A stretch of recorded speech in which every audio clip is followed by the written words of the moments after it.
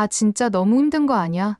요즘 미국에서 살면서 저도 모르게 이런 말이 자꾸 나오는 거예요. 처음엔 그냥 다들 이렇게 사는 거라고 생각했는데 어느 순간부터 이게 정상일까 하는 생각이 들더라고요. 제가 왜 이런 말을 하는지 한번 들어보시겠어요? 잠깐 여러분 1초면 되는 구독, 좋아요는 제게 큰 힘이 됩니다. 1초의 투자로 제게 큰 행운을 보내주세요. 저도 늘 시청하시는 분들의 행운을 기원드리고 있어요. 안녕하세요.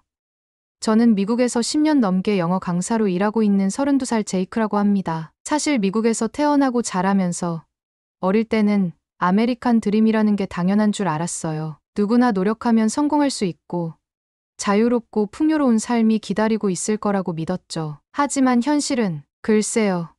점점 다르게 느껴지더라고요. 요즘 제 생활을 한번 볼까요?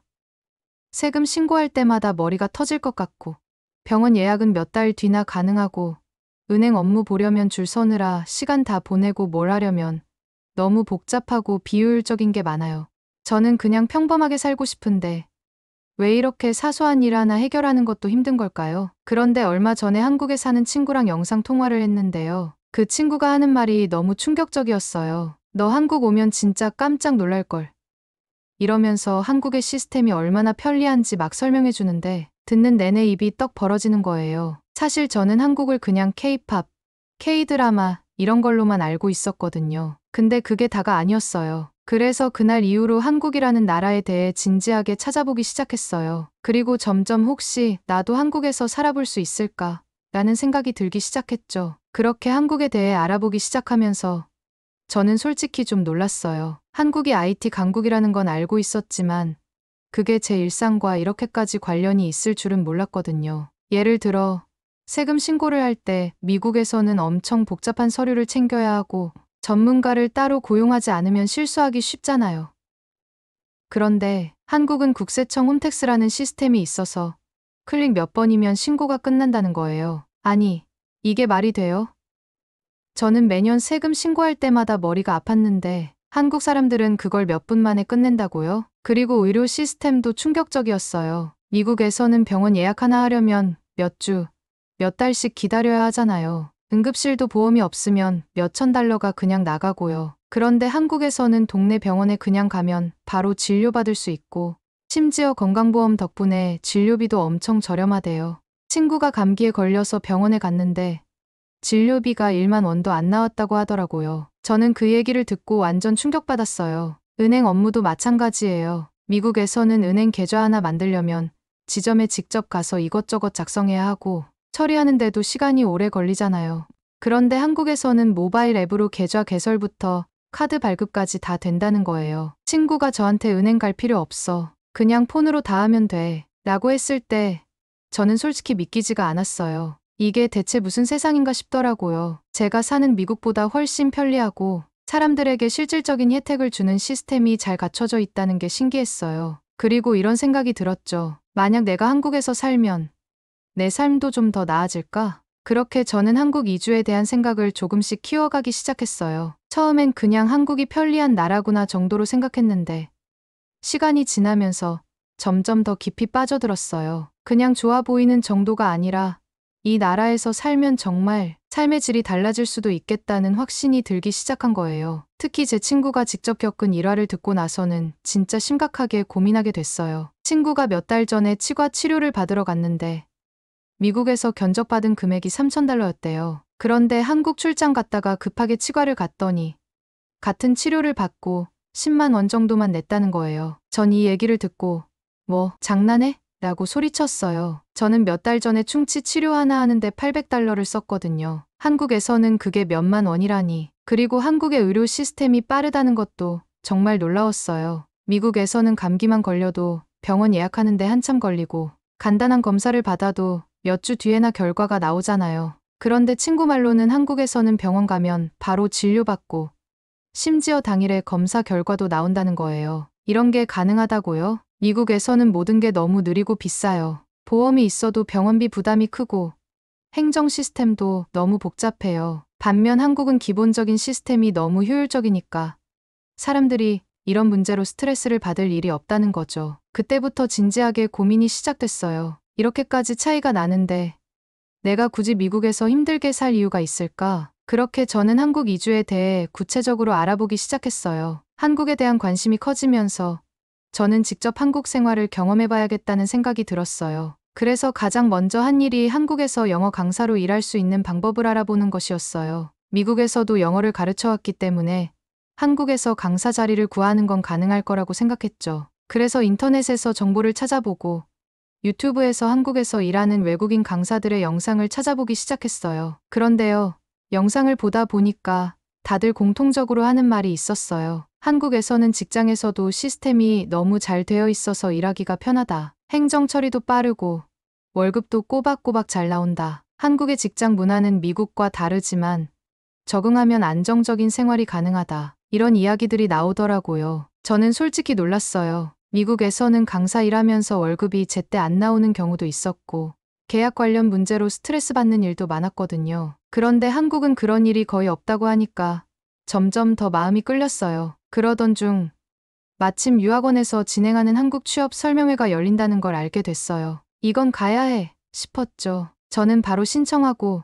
설명회 당일 아침부터 설레는 마음으로 행사장으로 향했어요. 설명회에서 들은 이야기들은 정말 충격적이었어요. 한국에서 외국인 강사로 일하면 비자 지원은 물론이고 집까지 제공해주는 경우가 많다는 거예요. 저는 솔직히 믿기지가 않았어요. 미국에서는 월세 부담이 엄청나잖아요. 그런데 한국에서는 직장에서 숙소까지 마련해준다고요? 그때부터 제 머릿속에서는 이미 한국에서의 생활이 그려지기 시작했어요. 하지만 막연히 꿈꾸기만 할 수는 없었어요. 저는 진짜로 한국에서 살아보려면 구체적인 계획이 필요하다는 걸 깨달았죠. 그래서 곧바로 한국 취업을 위한 준비를 시작했어요. 첫 번째 과제는 비자 문제 해결. 두 번째 과제는 한국에서 직장 구하기. 그리고 마지막으로 한국에서의 생활을 어떻게 시작할지 구체적인 계획 세우기. 저는 이제 정말 한국으로 가기로 결심했어요. 그리고 제 새로운 인생을 위해 본격적으로 준비를 시작했죠. 설명회에서 한국 취업 정보를 들은 후 저는 바로 실행에 옮기기로 했어요. 먼저 한국에서 영어 강사로 일하려면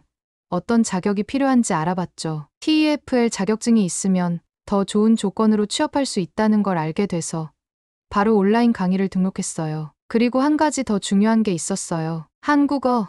물론 영어 강사로 일할 거지만 한국에서 살려면 기본적인 한국어는 알아야겠더라고요. 친구가 한국은 영어가 통하는 곳도 많지만 그래도 생활하려면 한국어를 좀 배우는 게 좋아라고 조언해줬어요. 그래서 저는 스마트폰에 한국어 학습 앱을 깔고 유튜브로 기초 회화를 공부하기 시작했어요. 처음에는 단어 하나하나가 너무 낯설었지만 배우다 보니 점점 재미있어지더라고요. 그리고 결정적으로 한국어를 배우면서 한국 문화에 대해 더 깊이 이해하게 됐어요. 예를 들면 한국에서는 존댓말과 반말이 엄격하게 구분된다는 걸 알게 됐어요. 미국에서는 누구에게나 그냥 Hey 하고 편하게 부를 수 있지만 한국에서는 나이나 직급에 따라 말투가 달라진다는 게 신기했어요. 그리고 한국에서는 식당에서 물이 필요하면 그냥 물 주세요라고 하면 되는데 미국에서는 웨이터가 올 때까지 기다려야 하는 경우가 많잖아요.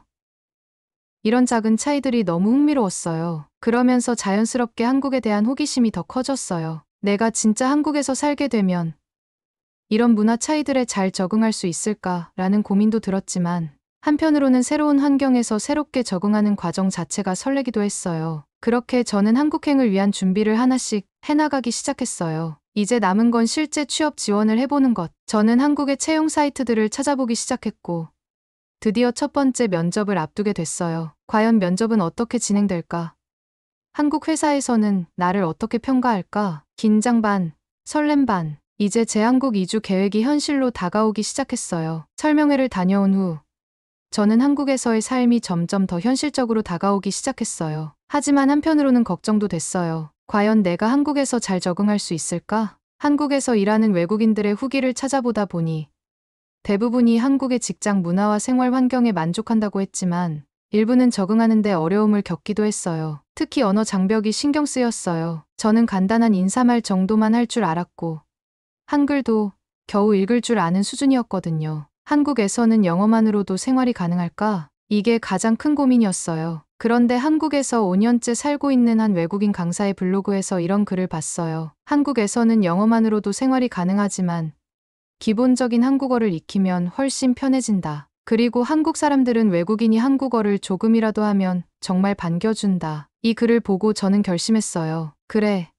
미리 한국어를 좀 배워보자. 그래서 바로 한국어 학습 앱을 깔고 하루에 30분씩 공부하기 시작했어요. 처음에는 어렵게 느껴졌지만 시간이 지나면서 간단한 문장은 조금씩 이해할 수 있게 됐어요. 예를 들어 한국 친구랑 채팅을 할 때 영어 대신 오늘 날씨 좋네요. 같은 쉬운 한국어 문장을 보내봤어요. 친구가 깜짝 놀라면서 엄청 좋아하더라고요. 역시 한국어를 배우는 게 정답이구나. 그러면서 점점 더 한국에서 살고 싶은 마음이 커졌어요. 그리고 다음 단계로 본격적인 한국 취업 준비를 시작했어요. 우선 한국에서 영어 강사로 일하려면 이 비자가 필요했어요. 비자를 받으려면 한국의 학원이나 학교에서 정식으로 채용되어야 하고 범죄 기록 조회, 건강검진 등 여러 서류를 제출해야 했어요. 생각보다 절차가 많았지만 저는 이미 마음을 굳혔기 때문에 하나하나 차근히 준비해 나갔어요. 그리고 마침내 한국의 한 학원에서 인터뷰 요청을 받았어요.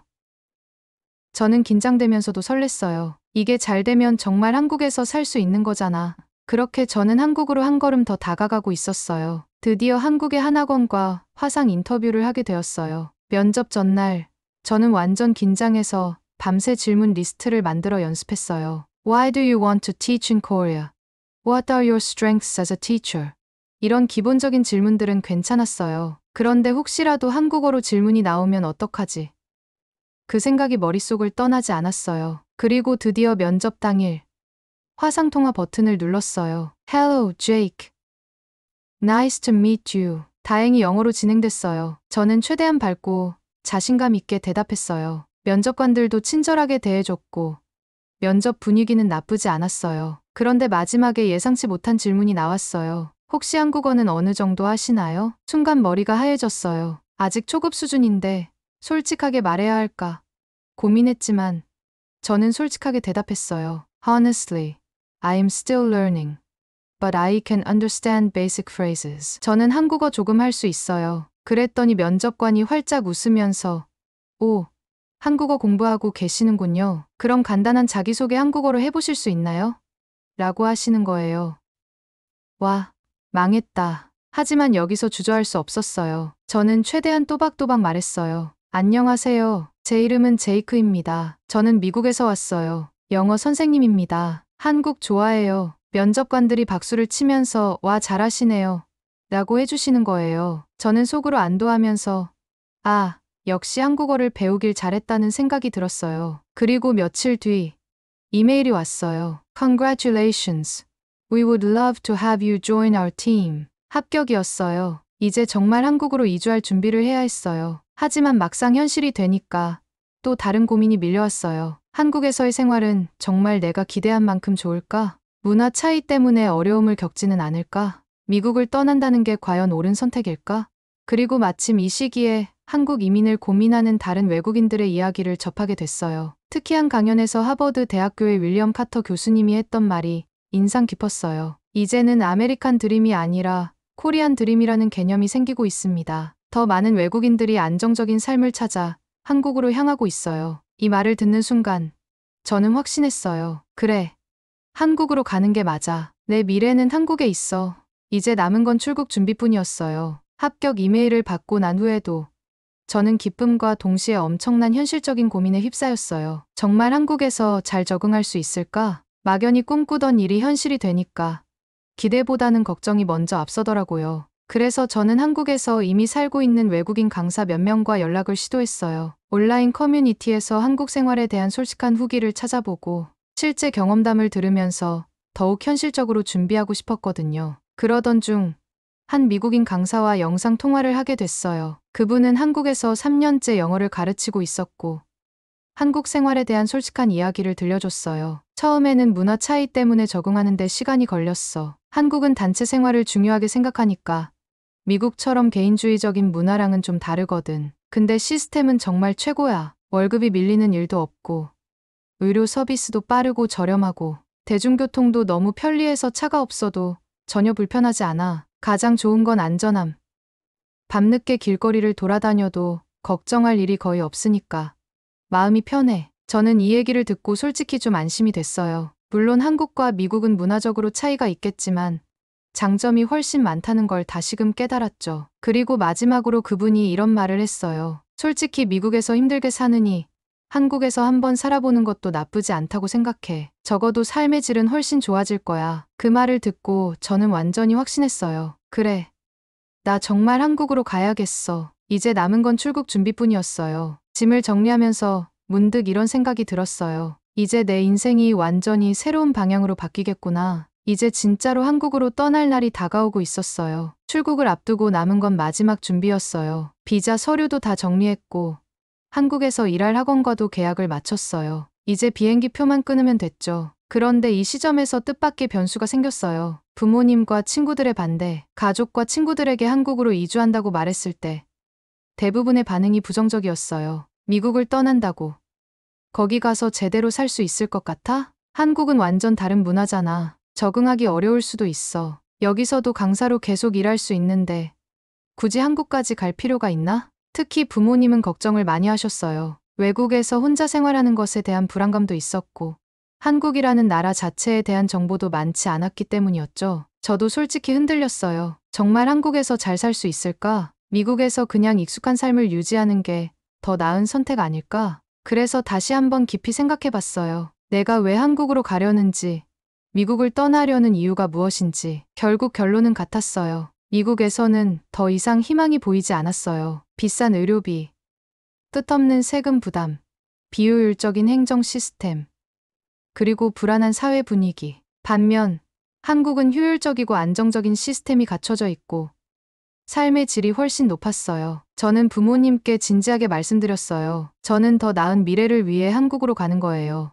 여기서는 아무리 노력해도 답이 없어요. 하지만 한국에서는 기회가 있다고 생각해요. 부모님은 한동안 아무 말씀도 없으셨지만 결국 이렇게 말씀하셨어요. 그래, 내가 정말 원한다면 해봐라. 하지만 힘들면 언제든 돌아와도 된다는 거 잊지 마.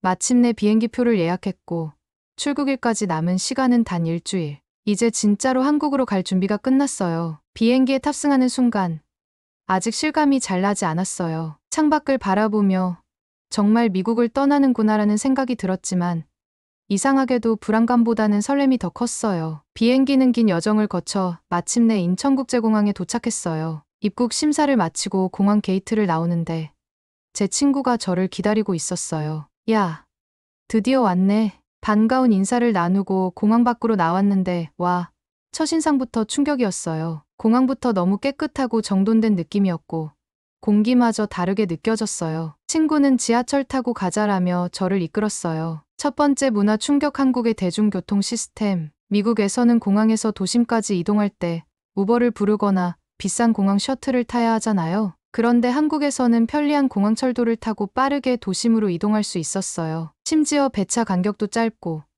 사람들도 조용하고 질서를 잘 지키는 모습이 인상적이었어요. 지하철 내부를 보는데 모든 정보가 디지털 스크린으로 표시되는 게 신기했어요. 노선도도 실시간으로 업데이트되고 도착 예정 시간도 정확하게 안내되더라고요. 두 번째 문화 충격. 빠르고 편리한 생활 인프라. 숙소에 도착하자마자 친구가 배고프지? 치킨 시킬까? 라고 하더라고요. 그래서 당연히 좋지 했는데 아니, 주문하고 15분 만에 치킨이 도착한 거예요. 미국에서는 배달시키면 최소 4,050분은 걸리잖아요. 그런데 한국에서는 앱 몇 번만 누르면 엄청 빠르게 음식이 도착하더라고요. 그날 밤 침대에 누워서 문득 이런 생각이 들었어요. 아, 내가 정말 새로운 세상에 왔구나. 그리고 3개월 후 한국 생활을 시작한 지도 어느덧 석 달이 지났어요. 처음에는 낯설었던 것들도 이제는 자연스럽게 익숙해졌어요. 은행 업무, 모바일 앱으로 5분 만에 해결, 병원 예약, 전화 한 통이면 당일 예약 가능, 출퇴근, 정시 운행되는 지하철 덕분에 시간 낭비 없음. 무엇보다도 한국에서는 삶의 기본적인 것들이 너무나도 효율적으로 돌아간다는 점이 가장 큰 장점이었어요. 미국에서라면 스트레스를 받았을 일들이 여기에서는 너무나 쉽게 해결됐어요. 하루는 부모님과 영상 통화를 했는데 어머니께서 이런 말씀을 하셨어요. 내 얼굴이 정말 편안해 보이네. 한국에서 잘 지내는 것 같아서 다행이다. 그 말을 듣고 저는 확신했어요. 그래. 내 선택은 틀리지 않았어. 지금 저는 더 이상 아메리칸 드림을 꿈꾸지 않아요. 대신 코리안 드림을 이루며 살고 있죠. 그리고 이건 제 인생 최고의 선택이었어요. 여러분이라면 어떨 것 같아요? 새로운 도전을 꿈꾸고 있다면 한국이 그 답이 될 수도 있어요. 이 영상이 흥미로우셨다면 여러분이 겪은 한국관공서의 좋은 점 댓글 많이 남겨주세요. 오늘도 행복한 하루 되세요. 감사합니다.